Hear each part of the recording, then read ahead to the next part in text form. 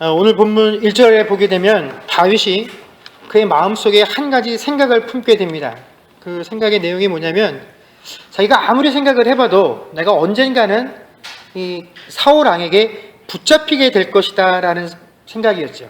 이것이 내가 붙잡힐지도 모르겠다라고 하는 추측도 아니고 내가 혹시 붙잡힐까 하는 의문도 아니라 내가 필경은 붙잡히리라 하는 확신을 가지게 되고, 그가 이런 확신에 사로잡힌 나머지 이제 사울왕으로부터 붙잡힘을 모면하기 위해서 그와 함께 있었던 600명의 무리들을 이끌고 이스라엘의 적국이었던 블레셋으로 망명을 하게 됩니다. 자, 여러분, 다윗이 이런 결정들을 내리게 된 배경을 우리가 한번 이해하기 위해서 그 앞에 있었던 사무엘상 26장의 사건을 한번 살펴보려고 합니다. 이 사무엘상 26장에 어떤 일이 있었냐면 또다시 이 다윗이 사울왕을 완벽하게 죽일 수 있는 기회가 있었습니다. 근데 그때도 다윗이 마찬가지로 이 사울왕을 살려주었죠. 그래서 자신을 완벽하게 죽일 수 있는 그 상황 가운데에서도 자신의 목숨을 보존해준 이 다윗을 향해서 사울이 큰 감동을 받고 또다시 그에게 이렇게 얘기를 합니다. 야, 네가 옳고 의인이고 나는 악하며 죄인이다 라고 많은 사람들이 들리는 곳에서 인정을 합니다. 그리고 심지어 25절에서는 뭐라고 이야기를 하냐면 다윗, 네가 큰 일을 행하겠고 반드시 승리를 이루리라 라는 그런 선언을 해주고 다윗은 다윗의 길로, 사울은 사울왕의 길로 각각 헤어져서 돌아가게 됩니다. 자, 여기까지는 그 전에 아둘람 굴에서 다윗이 사울왕을 살려주고 또 보내주었던 것과 전혀 다를 것이 없습니다. 그런데 그 이후에 이번에는 다윗의 마음과 생각이 예전과 같지 않았다라는 것입니다. 자, 똑같은 일을 경험하고 똑같은 일을 행했는데 왜 그 전에는 내가 나중에 사울왕에게 붙잡힐지도 모르겠다라고 하는 이런 생각을 하지 않았는데 왜 오늘은 다윗이 이런 생각들을 가지게 되었을까요? 우리가 다윗의 마음속으로 한번 들어가 보도록 하기를 원합니다. 자, 여러분, 우리가 다윗이다라고 한번 생각을 하고 지금 이 다윗의 입장들을 한번 되짚어 보기를 원합니다. 아마 다윗이 지금까지 쭉 사울과 자신과의 관계들을 생각할 때 자신이 내린 결론이 하나 있습니다. 그게 뭐냐면 이 사울이 참 뻔뻔하다라는 것입니다. 뻔뻔스럽게도 많은 사람들 앞에서는 야, 나는 죄인이야, 내가 악인이야, 다윗 네가 오라, 너는 의인이야, 그러니 나를 용서해줘. 또 많은 사람들 앞에서 하나님이 너와 함께 하실 거야, 네가 승리할 것이야, 이런 온갖 미사억으로 자신을 낮추고 다윗을 높여주었음에도 불구하고 지금 정작 쫓기고 있는 사람의 입장은 누굽니까? 다윗이다라는 것입니다.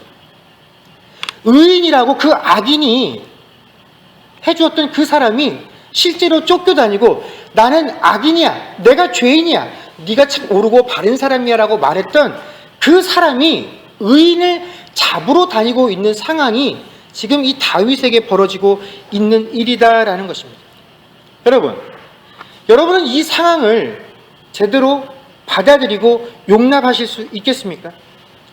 자비를 베풀고 의를 행하는 사람이 바로 자기 자신인데 내가 의를 베풀고 자비를 베품으로 인해서 뭔가 도움이 되고 혜택이 내게 돌아오는 것이 아니라 그것으로 인해서 내가 오히려 더 큰 피해를 입고 손해를 보게 되는 입장, 바로 이것이 다윗이 처해 있었던 상황이자 입장이었다라는 것입니다.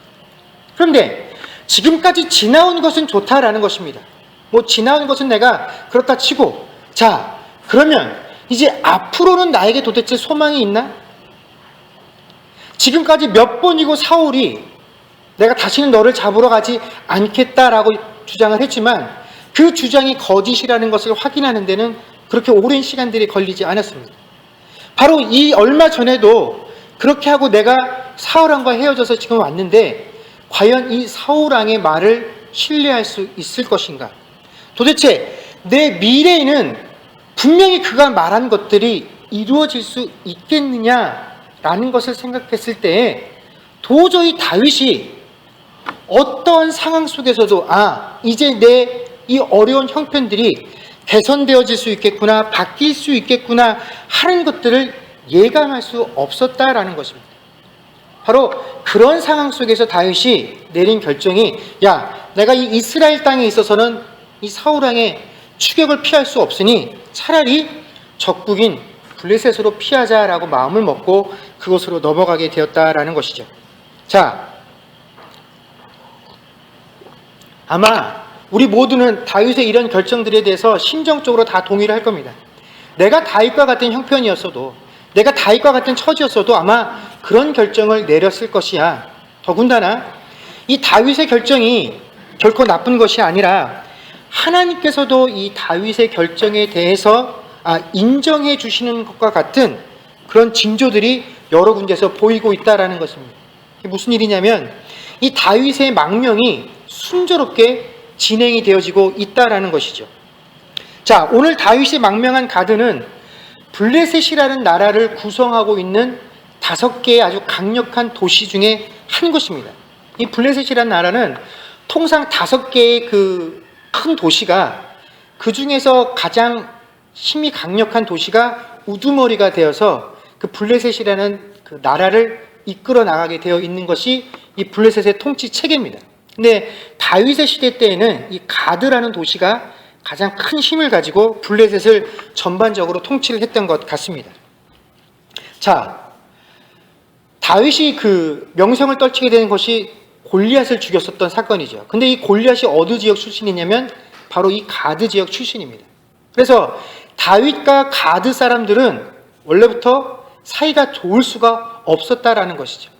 그 외에도 다윗에 관해서 사울은 천천히요 다윗은 만만이다라는 노래가 회자되어질 정도로 이 다윗은 블레셋의 침공 속에서 이스라엘을 구해낸, 적국이었던 블레셋의 입장에서 보면 가장 상대하기 까다로웠던 원수가 바로 이 다윗이다라는 것입니다. 그런데 이제 그 다윗이 바로 자신의 나라에 망명을 하게 되었다라는 것이죠. 사실은 이전에 다윗이 한번 이곳에 망명하려고 했던 적이 있었습니다. 근데 그때는 이 블레셋의 왕과 그 신하들이 다윗이 어떤 사람이냐, 우리에게 가장 큰 원수가 아니냐 하고 이 망명하려고 했던 다윗을 잡으려고 했었습니다. 그래서 다윗이 이 블레셋 사람들의 손에서 벗어나기 위해서 미친 척을 하죠. 그래서 그 미친 척 하는 그 사이에 방심한 틈을 타서 도망을 했었던 그런 기억이 있었다라는 것입니다. 그런데 지금은 상황이 많이 바뀌었습니다. 이제 이 블레셋 사람들도 다윗과 사울이 원수지간이라는 것을 소문을 들어서 지금까지 되어진 일들을 보아서 자신들이 알게 되었다라는 것이죠. 그래서 다윗이 자신의 나라에 망명하겠다라고 했을 때 쌍수를 들어 환영을 했다라는 것입니다. 그래서 다윗이 그곳에 와서 내가 어떻게 감히 왕과 한 곳에 거할 수 있겠습니까? 우리들만 머물 수 있는 좀 지역을 하나 떼어 주십시오라고 부탁을 했을 때에도 이 아기스 왕이 거절하지 않고 순순히 다윗과 그의 무리들이 머무를 수 있도록 시글락이라고 하는 성읍을 떼어줄 정도였다라는 것입니다. 자, 이렇게 모든 상황과 조건들이 다윗을 위해서, 다윗을 보호할 수 있도록, 다윗과 그들이 함께한 이들이 편안하게 지낼 수 있도록 진행되어져 가는 것을 우리가 볼 때, 이것이 정말 하나님께서 다윗을 위해서 예비하신 것이로구나 라고 생각을 하게 된다라는 것입니다. 여러분, 많은 신자들이 신앙생활을 할 때 자신들이 처한 상황이나 환경과 형편들을 통해서 그 사람의 믿음을 보려고 합니다. 또 그가 처해 있는 상황과 형편들을 고려해서 이것이 하나님의 은혜냐 그렇지 않느냐를 판단하려고 합니다. 그래서 이런 기준은 뭐냐면, 만약에 어떤 사람이, 어떤 성도가 바른 신앙, 올바른 믿음을 가지고 있다라고 한다면 그는 어려움을 당할 일이 없다라고 생각을 합니다. 그런데 만약에 그 사람이 어려운 환난을 당하고 어려운 일에 처하게 되면 그 사람은 자신이 가지고 있는 그 바른 믿음과 신앙으로 그 어려움의 시간들을 단축하고 빨리 그 자리에서 벗어날 수 있다라고 확신을 합니다. 그리고 그것을 가능케 하는 것이야말로 그 사람이 가지고 있는 믿음의 분량이며 믿음의 능력이다라고 사람들이 생각을 하죠. 그래서 누군가를 둘러싼 환경이 어려우면 주변의 사람들이 어떻게 평가를 하냐면, 너는 그 이유를 기억하지 못하겠지만 너도 기억하지 못하는, 너는 생각하지 못하는, 분명히 네가 하나님께 범죄하거나 막힌 일이 있어서 네가 그렇게 어려움을 당하고 있는 거야. 그러니 속히 하나님 앞에서 회개하라라고 이야기를 한다라는 것입니다. 자, 그렇다면 지금 우리가 현재 다윗의 상황을 살펴볼 때, 지금 다윗은 지금까지 그의 삶에 있어서 가장 큰 문제였고 가장 오랜 시간 동안 그가 해결하고자 했던 수건이었던 사울왕의 위협으로부터 이제 완전히 벗어나서 자유함을 누릴 수 있게 되었습니다. 그뿐만 아니라 블레셋 사람들의 눈치를 보지 않고 마음껏 자기들끼리 지낼 수 있는 시글락이라고 하는 귀한 성읍도 얻게 되었습니다. 자, 이렇게 다윗을 둘러싸고 있는 모든 상황과 형편들이 순조롭게 진행되어져 가고 있으니까 정말로 이 가드 땅으로 오는 것이, 가드 땅으로 오기로 결정한 이 다윗의 결정이 하나님 보시기에 아무런 문제도 없는 것이었겠습니까? 이 가드로 오는 것이 정말로 다윗을 향한 하나님의 뜻이었으며, 이 가드라는 나라가, 이 가드가, 이 시글락이 정말로 다윗과 그와 함께 했었던 이들을 위해서 하나님께서 예비하신 그 처소였겠느냐 하는 것입니다. 여러분, 창세기 12장을 보면 하나님께서 처음 아브라함을 불러서 가나안 땅으로 그를 보내시는 사건이 등장을 하게 됩니다. 자, 내가 이제부터 너에게 지시할 땅으로 가라라고 말씀하시고 그 말씀에 순종해서 아브라함이 그곳으로 가는 여정들을 기록하고 있습니다. 그런데 가나안 땅에 들어오게 된 이 아브라함이 창세기 12장 9절에 보면 점점 더 어디로 이동을 하냐면 남방 지역으로 이동을 하게 됩니다. 여러분, 이 가나안의 남방 지역은 어디와 가깝냐면 애굽 땅, 지금의 이집트와 가까운 지역입니다. 자, 처음에 하나님께서 가나안 땅으로 가라고 해서 가나안 땅에 들어와서 정착을 하기는 했지만, 여러분, 그곳에 살다 보니까 불편한 것이 이만저만이 아니더라는 것입니다. 그래서 삶의 질이 높은 어디로 점점 그의 발걸음이 옮겨가게 됩니까? 애굽으로 가까운 곳으로 이동을 하게 되더라라는 것입니다. 세상의 유익을 따라서 그가 움직여지더라라는 것이죠. 그렇게 조금씩 애굽 땅 가까이로 움직이던 이 아브라함이 결국 가나안 땅에 기근이 들자 어떻게 합니까? 모든 것들을 다 정리해서 애굽 땅에 살겠다라고 그 애굽으로 내려가게 됩니다. 그때 한 가지 걱정거리가 있었죠. 뭐냐면 자신의 아내였던 사라가 너무 예뻐서 이 여인을 그 애굽 사람들이 너무 흠모한 나머지 자신을 죽이고 아내를 빼앗아 가는 것, 그것이 두려워서 아내에게 무슨 부탁을 합니까? 거기 가게 되면 우리 사이를 부부라고 하지 말고 오누이라고 말을 해서 내 생명을 보존해 달라라고 부탁을 합니다.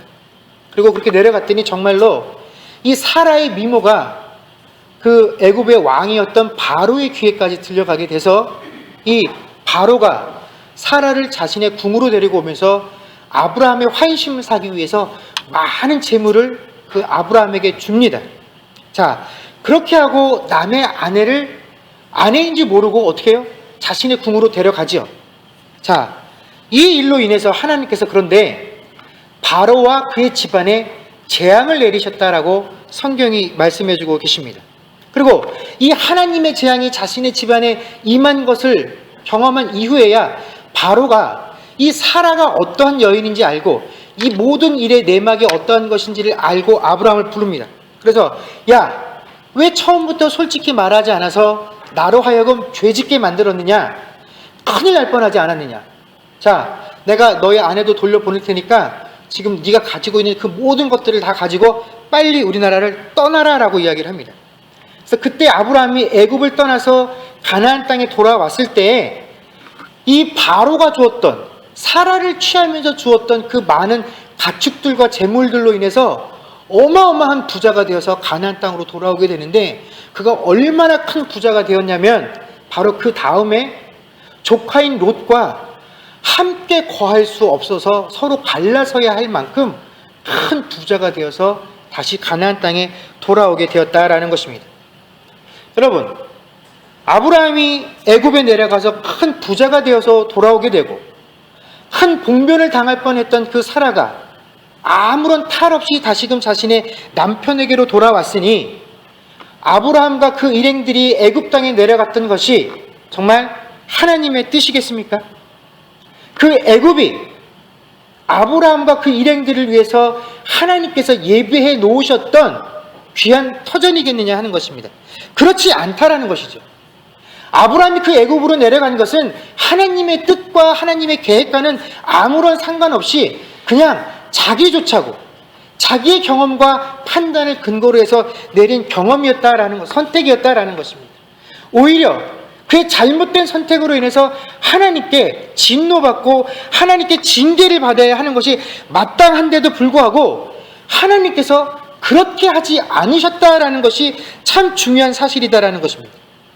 여러분, 하나님의 뜻과 어긋나서 모든 것들을 자기 마음대로 행한 그 아브라함의 결정, 그러나 아브라함과 사라에게 아무런 사심 없이 정직한 마음을 가지고 대했던 그 바로 이 둘 중에 누가 잘못한 사람이겠습니까? 당연히 아브라함이 잘못한 것이죠. 그런데 여러분, 하나님께서 이 일로 인해서 누구를 징계하셨다고요? 바로에게 징계하시고 바로를 진노하셨다라는 것입니다. 왜 그러셨습니까? 왜 하나님께서 아브라함의 편을 들어주셨습니까? 이유는 딱 한 가지입니다. 아브라함이 누구기 때문에 그렇습니까? 내 자식이기 때문에 그렇다는 것입니다. 잘했느냐 그렇지 않느냐가 중요한 것이 아니라 아브라함이 내 새끼이기 때문에 하나님은 언제나 누구 편이라고요? 내 자식 편이다라는 것을 하나님께서 바로 이 사건을 통해서 보여주신다라는 것입니다. 여러분, 이런 이야기들이 성경에 아주 가득합니다. 그러니 우리가 상황을 가지고 그 사람의 신앙이나 믿음을 평가해서는 안 됩니다. 편안하고 잘 되는 것을 통해서 이것이 하나님의 뜻이겠거니 이것이 하나님의 계획이겠거니 그 잘 되는 것들에서 그것들을 찾으려 해서도 안 됩니다. 아브라함과 다윗의 모습이 바로 우리에게 그것들을 보여주고 있다라는 것입니다. 여러분, 오늘 다윗의 모습을 한번 보십시오. 우리가 아무리 다윗의 그 상황을 충분히 이해한다고 할지라도 여러분, 하나님 앞에서 다윗이 내린 이 결정과 그의 행동은 심각한 범죄입니다. 그의 범죄가 심각한 이유는 뭐냐면 그가 고의적으로 하나님께 불순종했기 때문에 그렇다라는 것이죠. 여러분, 하나님께서는 다윗에게 기름을 부어 그를 이스라엘의 왕으로 세우셨습니다. 그런 이스라엘의 왕이 이스라엘의 적국이었던 블레셋 나라의 망명에서 그 나라의 왕을 섬기고 그 왕이 스스로 이제 다윗이 내게 더 좋은 부하가 되겠구나라고 그런 이야기를 듣는 것 자체가 여러분, 하나님을 어떻게 만드는 겁니까? 수치스럽게 만드는 행동이다라는 것입니다. 여러분, 지난날에 이 다윗이 사울왕의 위협을 피해서 모압이라는 지역으로 피난을 떠난 적이 있었습니다.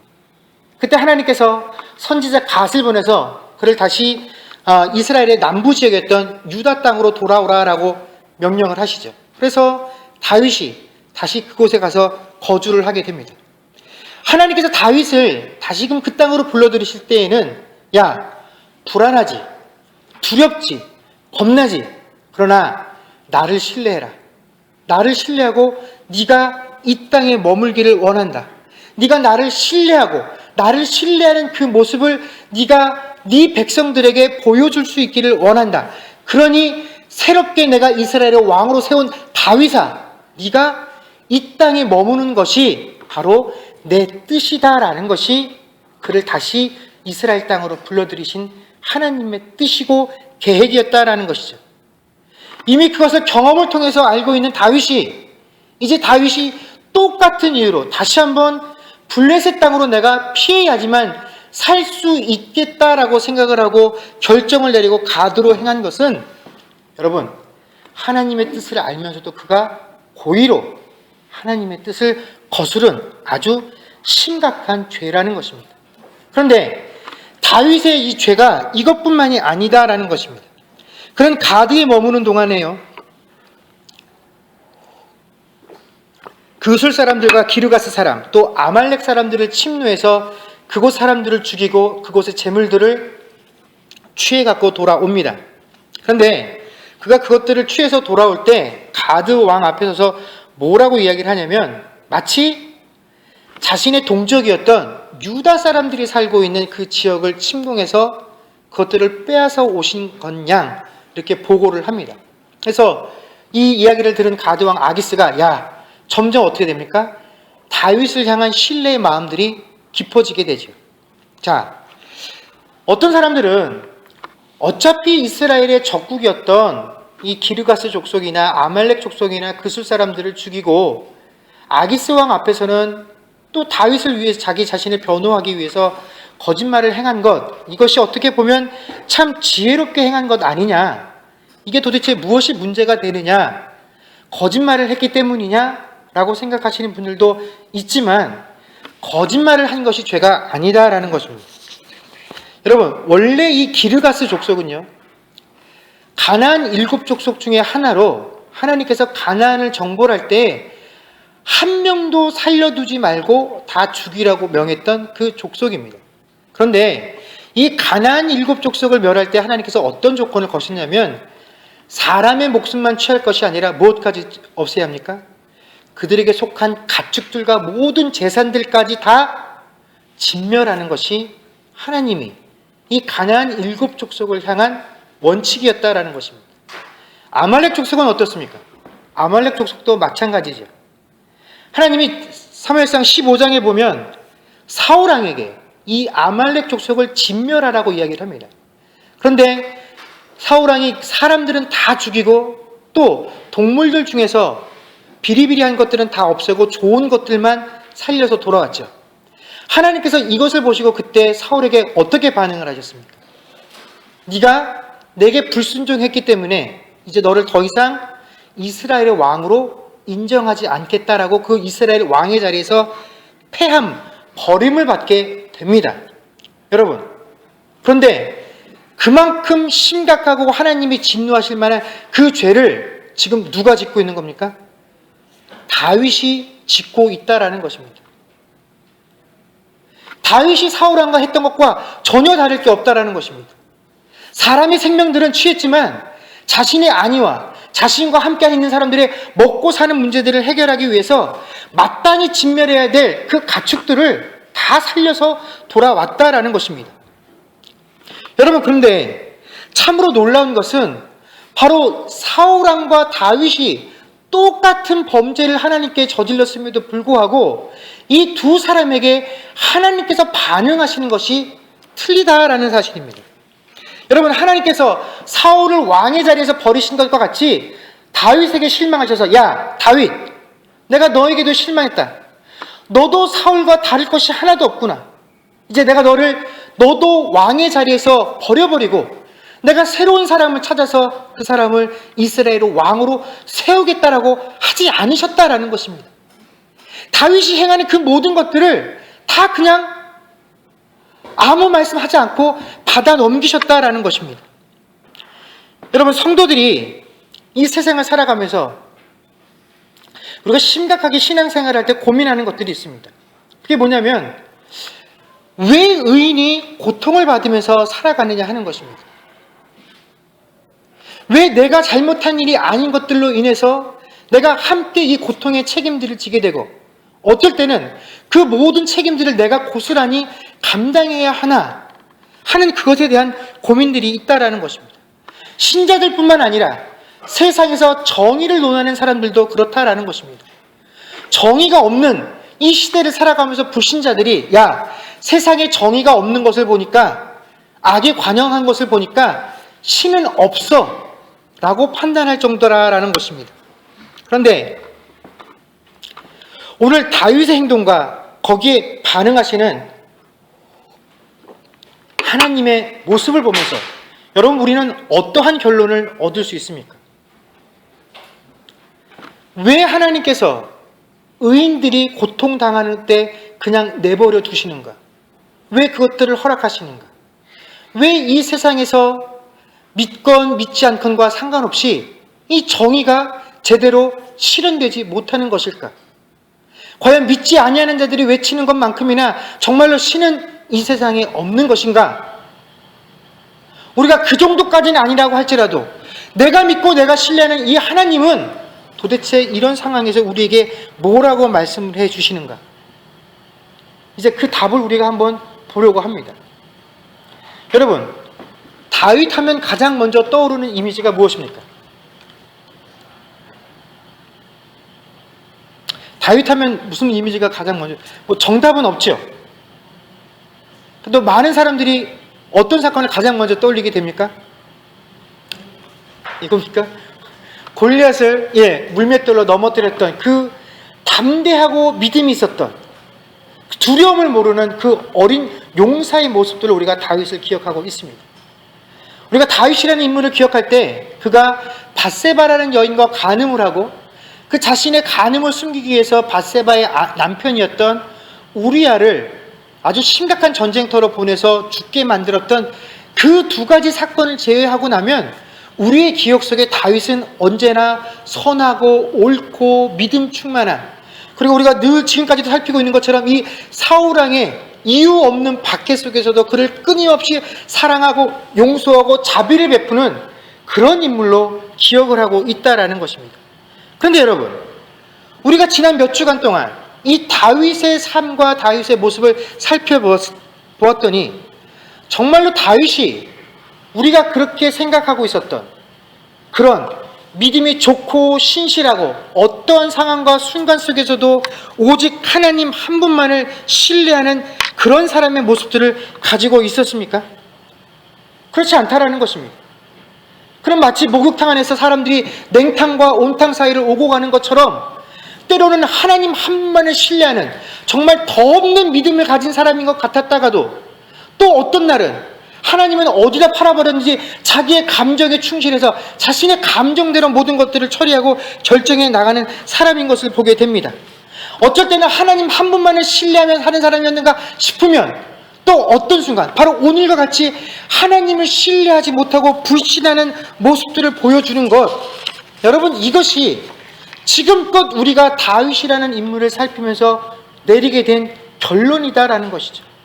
뭡니까? 다윗은 여러분 우리가 생각하는 것처럼 믿음이 좋은 사람이 아니다라는 것입니다. 우리가 생각하는 것처럼 어떤 순간 속에서도 하나님 한 분만을 신뢰하며 살았던 그런 존경할 만한 믿음을 소유한 인물이 아니었다라는 것입니다. 그는 끊임없이 흔들리는 사람이었고 끊임없이 하나님을 시험하는 사람이었다라는 것입니다. 그런데 이런 다윗의 모습 속에서 누구를 발견하게 됩니까? 바로 나 자신이다라는 것입니다. 여러분, 성경에 다윗뿐만 아니라 많은 인물들이 등장들을 하게 됩니다. 그 등장하는 인물들과 그들의 사건을 통해서 하나님께서 우리에게 말씀해 주시는 것이 무엇입니까? 그 사람들을 본받으라는 것이 아닙니다.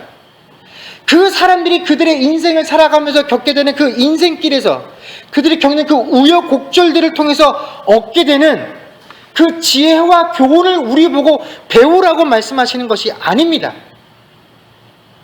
그렇게 하나님 앞에서 끊임없이 흔들리고 살아가는 그들, 그런데 그들을 향해서 동일한 은혜를 베푸시고 계시는 그 하나님의 손길을 바라보라는 것이 바로 하나님께서 그 인물들을 통해서 우리에게 말씀하시는 내용이다라는 것입니다. 그런데 우리는 신앙생활을 하면서 하나님께서 막대기를 들어 가리키고 있는 그곳을 바라보는 것이 아니라, 그곳을 바라보면서 신앙생활을 하는 것이 아니라 무엇을 바라보는데 온통 우리의 이목들이 다 빼앗겨버립니까? 막대기를 바라보는데 우리의 모든 것들을 집중한다라는 것입니다. 그래서 그 막대기를 사모하는 믿음들로 신앙생활을 하게 된다라는 것이죠. 여러분, 성도들이 세상을 살면서 자신이 잘못하지 않은 일들로 인해서 분명히 어려움을 당할 수 있습니다. 여러분, 내가 스스로 생각할 때 그런 상황이 있다라고 한다면 우리는 하나님께 어떻게 간구합니까? 우리는 하나님 앞에 당당하게 간구합니다. 하나님, 이게 도대체 어찌 된 일입니까? 제가 잘못한 일이 하나도 없고 오직 하나님의 뜻대로 살려고 애쓰고 노력하는데도 불구하고 저에게 이런 어려움이 있다니요. 하나님, 속히 이 어려움으로부터 저를 건져내 주십시오. 그런데 만에 하나 내가 스스로 생각하기에도 내가 잘못했어, 내 잘못으로 인해서 이런 어려운 일들이 나에게 벌어지게 되었어 라고 우리가 스스로 인정하게 된다면 여러분, 우리들은 어떻게 합니까? 우리는 하나님 앞에 가서 하나님, 제가 진짜 잘못했습니다, 저를 용서해 주십시오라고 기도하기보다는 그 고통을 즐깁니다. 아, 내가 하나님 앞에 불순종했으니 내가 마땅히 하나님의 벌 받을 만한 일을 했네. 그러니 나는 벌을 받아뒀사. 지금 내가 당하고 있는 이 고통 합당한 것이야. 내가 이 고통을 내 이 온몸으로 다 받아내는 것이 오히려 더욱더 신앙적이고 믿음이고 이것이 하나님 보시기에 더욱더 올바른 모습이야 라고 생각들을 하게 된다라는 것입니다. 그런데 여러분, 이것은 하나님을 오해하는 것이다 라는 것입니다. 여러분, 하나님이 어떤 분이십니까? 하나님은요, 하나님과 우리가 아무런 관계가 없을 때, 심지어 성경이 그 아무런 관계없는 하나님과 우리 사이를 서로 원수라고 표현했을 때에 우리에게 찾아오셔서 우리를 불러주시고 당신의 독생자 예수의 피값을 통해서 자녀 삼아 주시고 더 이상 이제 너희 죄 없다라고 내가 인정해 줄게 하신 분이 그 우리의 하나님 아버지시다라는 분입니다. 그런데 그렇게 아무런 관련이 없을 때에도 나를 위해서 독생자의 피값을 치러주신 그 하나님 아버지께서 이제 아들이 된 내가, 자녀가 된 내가 하나님 앞에 조금 잘못했다고 그래서, 하나님 앞에 좀 불순종했다고 그래서, 야, 너 같은 자식 필요 없어, 너 같은 자식 있는 게 오히려 내 가문에 누가 되니 내가 너를 더 이상 나의 자녀로 인정하지 않겠다, 네 마음껏 가서 살아봐라, 그러실 분이 아니다라는 것입니다. 여러분, 하나님께서는 우리가 누가복음 15장에서 잘 알고 있는 것과 같이 집 나간 둘째 아들, 그 아들이 돌아오기만을 기다리며 그 아들이 나간 방향으로 나가서 그 아들을 기다리고 있는 심정으로 우리를 바라보고 계신 분이 바로 하나님이시다라는 것입니다. 여러분, 그런 하나님께서 우리에게 무엇을 주시냐면, 야, 너는 무조건 내 자식이기 때문에 나는 무조건 누구 편이라고요? 나는 무조건 네 편이야, 네 편. 여러분, 이것을 누가 누릴 수 있냐면 하나님의 자녀만 누릴 수 있는 특권이다라는 것입니다. 여러분, 은혜가 무엇입니까? 여러분, 은혜라는 것은 원래 우리의 신앙, 우리의 믿음으로는 하나님을 기쁘시게도 하나님을 영화롭게 할 수도 없는 존재인데, 내가 그런 존재인데 하나님께서 그런 존재인 나로 하여금 그것들을 인정하게 하시고 나로 하여금 끊임없이 나의 허물들을 돌아보게 하여서 죄에서 벗어나서 하나님이 기뻐하실 수 있는 삶의 모습 속으로 더욱더 가까이 나아갈 수 있도록 해주시는 것, 여러분, 그것이 우리를 향한 하나님의 은혜다라는 것입니다. 그런데 하나님께서 그 은혜를 이루시기까지, 그 은혜를 이루어 나가시는 과정 가운데 우리의 수준이나 우리의 상태와는 상관없이 언제 어디서나 무조건 내 편을 들어주시겠다고 하는 것이 여러분, 우리를 향한 하나님의 은혜다라는 것입니다. 여러분, 이게 무슨 말이냐면 우리가 고통당하고 있다라고, 내가 잘못한 것이 없는데 어려움을 당하고 있다라고 생각하는 것, 여러분, 그 순간에 한번 곰곰이 반대로 생각들을 해보십시오. 여러분, 내가 잘했기 때문에 하나님께서 참고 계신 것이 아니다라는 것입니다. 내가 하나님께 인정받을 만했기 때문에 하나님께서 지금 내가 이것들을 인정하고 넘어간다라는 것이 아닙니다. 네가 지난날에 이만큼 잘했으니까 내가 오늘 너의 허물을 이만큼 덮어줄게 하는 것이 아니다라는 것입니다. 여러분, 우리가 하나님 앞에서 우리의 공과를 따진다면, 우리의 허물을 따진다라고 한다면 무엇을 더 많이 내어놓을 수 있겠습니까? 그런데 하나님께서는 그 많은 순간에 우리의 허물들을 보지 아니하시고, 야, 네가 잘못했어. 내가 그걸 알아. 근데 난 누구 편이라고? 난 네 편이야. 왜? 난 너의 아버지이기 때문에 네가 어떠한 허물을 범하고 어떠한 죄를 짓더라도 나는 그것을 다 받아줄 수 있어. 나는 항상 네 편이야. 그러니 언제라도 나에게 돌아오렴. 언제라도 내 품에 의지하렴. 나만 의지하렴. 나만 신뢰하렴 하고 믿어주시고 있는 지금 이 순간이 바로 여러분, 우리가 하나님의 은혜를 누리고 있는 그 순간이다라는 것입니다. 그런데 우리가 이 무조건이라는 단어에 참 약한 존재들입니다. 우리가 무조건 뭔가를 해본 적이 없기 때문에 하나님께서 우리를 위해서 무조건 뭔가를 해주신다고 할 때 우리가 그 말을 신뢰하지 못합니다. 그래서 자꾸 뭔가를 해야 된다라고 생각들을 하고, 뭔가를 한 것에서 우리의 믿음의 증거들과 흔적들을 찾으려고 하고 우리의 신앙의 본질들을 찾으려고 한다라는 것입니다. 근데 여러분, 우리는 실제로 우리가 알고 우리가 스스로 느꼈던 것보다 사실은 더 많은 하나님의 은혜들을 이미 경험했었던 존재들이다라는 것입니다. 그 하나님의 은혜가 없이는 우리가 이 자리에 앉아 있을 수 없는 존재라는 것이죠. 여러분, 지금 이 순간에도 하나님의 은혜가 아니고서는 우리가 여러분 이 자리에 앉아 있을 수 없고 이 삶을 영위할 수가 없는 존재가 바로 우리다라는 것입니다. 여러분, 어느 찬송가의 가사처럼 나의 나된 것이 다 온전히 하나님의 은혜인 것을 믿으시기 바랍니다. 여러분, 그리고 동시에 하나님의 자녀가 누릴 수 있는 이 은혜의 특권들을 누릴 수 있는 저와 여러분들 될 수 있기를 소망합니다. 여러분, 나의 모든 허물과 어떠한 연약함 속에서도 무조건 내 편이 되어주시는 그 하나님 안에서 누릴 수 있는 그 은혜들을 온전히 누리며 살 수 있는 저와 여러분과 또 이 주님의 교회가 될 수 있기를 주의 이름으로 간절히 축원합니다. 기도하겠습니다.